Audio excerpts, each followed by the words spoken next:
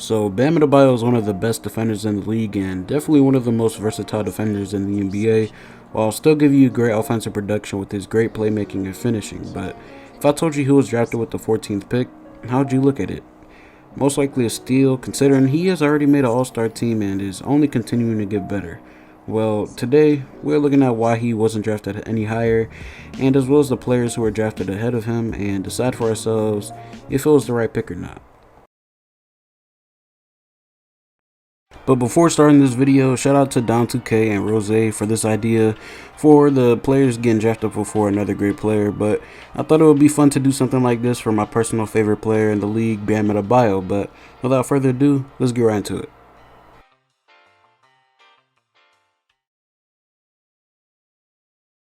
So Bam played in Kentucky, where he actually played with two players who were drafted ahead of him in Malik Monk and De'Aaron Fox. So he was the third option on that team, and his game still looked very raw, and he didn't have the aggressiveness he does now to take on part of the playmaking load. So after getting bounced out of the tournament, Bam wasn't expected to get drafted in the lottery, but Pat Riley dug up a gem, and what some would have called a reach, it was actually a steal. With the first pick in the 2017 NBA Draft, the Philadelphia 76ers select Markelle Fultz from the University of Washington. So Markelle Fultz is having a so far disappointing career, dealing with multiple injuries and an alleged shooting coach from the Sixers messing up his shot. But besides that, Fultz has a career average of 11 points, 3 rebounds, and 4.5 assists on 45% shooting from the field and 26% from 3. So obviously not the production you want from a number 1 pick, but considering the 76ers already had Joel Embiid as their center, and Markelle was the consensus number 1 pick, I'll let it slide for not picking up Bam, but you still took the L on trading up for that pick. With the second pick in the 2017 NBA Draft, the Los Angeles Lakers select Lonzo Ball from UCLA.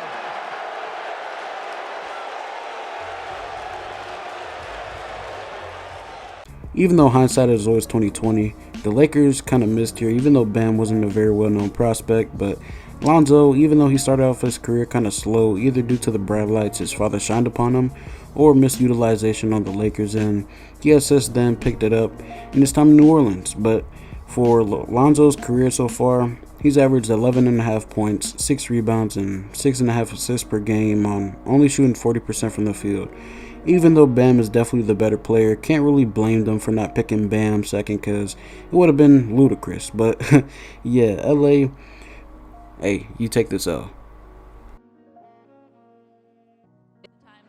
With the third pick in the 2017 NBA Draft, the Boston Celtics select Jayson Tatum from Duke University.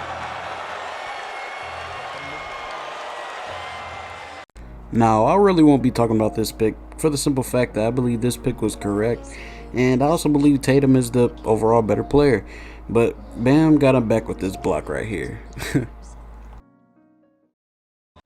With the fourth pick in the 2017 NBA Draft, the Phoenix Suns select Josh Jackson from the University of Kansas.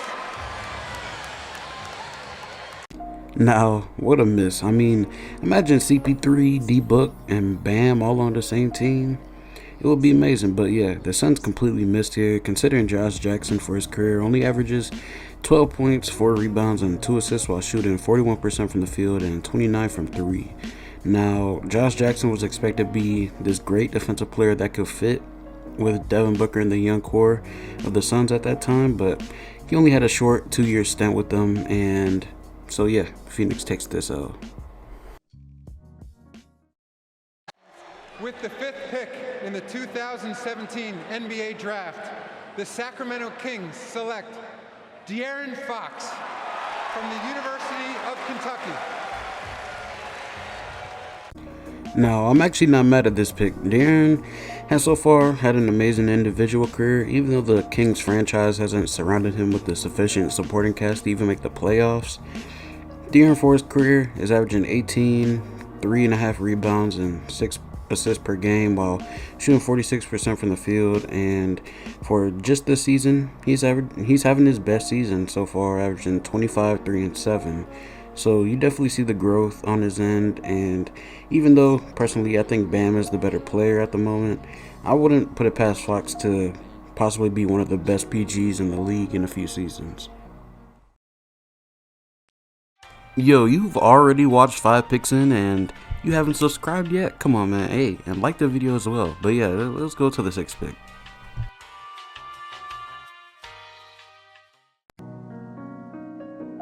And with the 6th pick in the draft, the Orlando Magic selected Jonathan Isaac. So Isaac's career so far has been injury riddled, but still has shown signs of great defensive ability while not being a complete liability from 3, even though for his career he is only averaging 9 points, 5.5 rebounds, and assists per game. His defensive prowess shows with his averages of a steal and a block and a half for his career.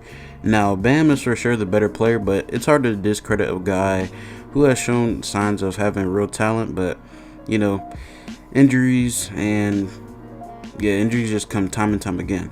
But overall, the Magic still missed, even though they had Vucevic as their center.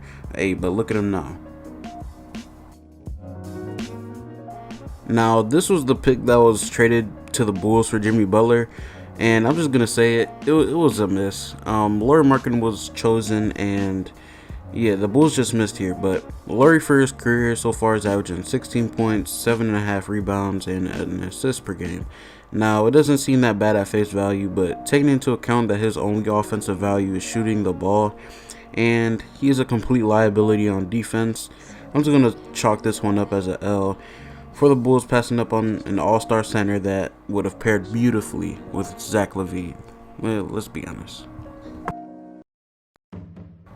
Again, another L chalked up for another team, and this time it's for the Knicks. But Nehemiah Kingdom was also looked at as a bit of a reach, but unlike Bam, he was an actual reach. But Nehemiah Kingdom for his career only averages 6 points, 2 rebounds, and 3 assists. Not the prospect you wanted out of that pick, but hey, what do you really expect? It's the Knicks.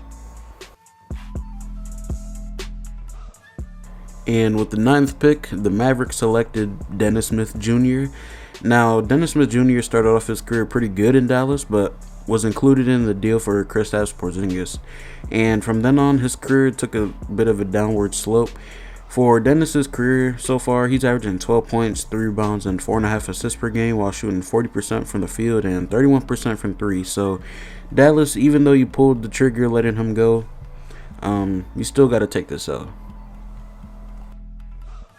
Now, the 10th pick was originally going to be the Kings, but they traded it to Portland and they selected Zach Collins. So, Zach Collins is not a bad player at all.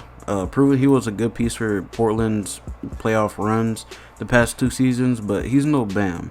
Pairing a defensive guru center like Bam with Dame, it would be great, but Zach for his career is averaging 6 points, 4 rebounds, and an assist, but that's not really the production you want out of a lottery pick, but he's still a useful player. But Portland, you still take this L. And with the 11th pick, the Charlotte Hornets selected Malik Monk. So another one of Bam's teammates is chosen ahead of him. And with all due respect, this is also a miss. But Malik Monk for his career is averaging 9 points, 2 rebounds, and 2 assists. Again, not the production you want from a lottery pick, but especially considering 2 All-Stars were selected in the next 3 picks. And that's tough. MJ, you took another L here, but hey, yeah, Charlotte, take this L. With the 12th pick, Detroit selected Luke Kennard, and that's unfortunate considering he was just picked ahead of 2 All-Stars, and yeah, that's unfortunate for Detroit. But for Luke's career averages so far, it's 9.5 points, 3 rebounds, and 2 assists per game while shooting 42% from 3 on 4 attempts a game. But it's still an L because he's no Bam. With